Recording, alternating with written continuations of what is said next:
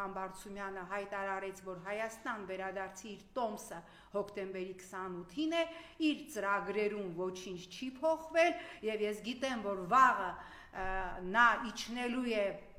Մոսկվա, Երևան չվերթով Զվարթնոց օդանավակայան եւ հենց այդտեղ իրեն կալանավորելու են եւ տանելու են եւ ես գիտեմ, որ վաղը ժամը 18:00-ին բազմաթիվ քաղաքացիներ լինելու են Զվարթնոց օդանավակայանում իրենց աջակցությունը հայտնելու արժանապատիվ համայնքապետին Դավիթ Համբարձումյանին, ով հստակ ասեց՝ գալու եմ, գնալու եմ կալանավորման եւ մենք բոլորս ես էլ բերթից պայքարելու ենք այս ռեժիմի դեմ, բայց ես հիմա հարց ունեմ, որտեղ շատերը ինձ հարցնում են, ես նաև փողոցում ինձ մարդիկ մոտեցան, ասեցին, ինչի համար է Դավիթը դատապարտվել 6 տարի 3 ամիս ազատազրկման, ասեմ, բռնվեք, չընկնեք։ 2018 թվականին, երբ այս իշխանությունը դագաղներով զավթում էր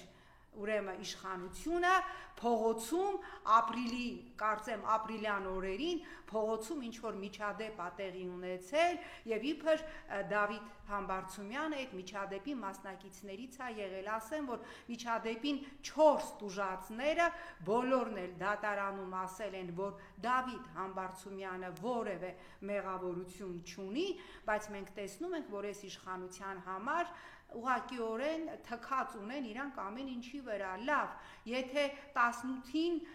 դագաղների իշխանազավթման ժամանակ տեղի ունեցած ինչ-որ միջադեպով հիմա տանում եք Դավիթ Համբարձումյանին վաղը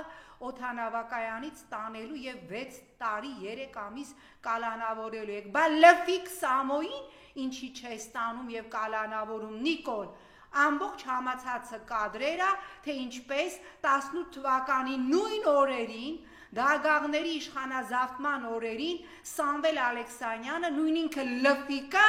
մասնակցում է այս կրթուկի, բա ինքը ինչի է ազատության մեջ, ինքը ազատության մեջ է նրա համար, որ ԿՊԱ-ականների գլխին զոնտիկ է բռնում, բա ուր մնաց քո ասած արդարադատությունը,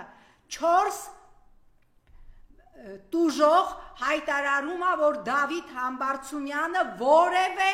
անօրինական քայլ չի արել, իսկ համացանցում կադրերը ինչպես է լֆիկը սենց ձեռը քցած մեքենայի մեջ բամփում, բա ինչի իրան չես կալանավորում նույն հոդվածով, ինչով վաղը օդանավակայանից կալանավորելու ես Դավիթ Համբարձումյանին, որտեղ Դավիթ Համբարձումյանը ձեր գլխին զոնտիկ չի պահել ինչպես լֆիկը եւ Դավիթ Համբարձումյանը չի դարել քո կլանի անբաժանելի մասնակիցը ինչպես լֆիկը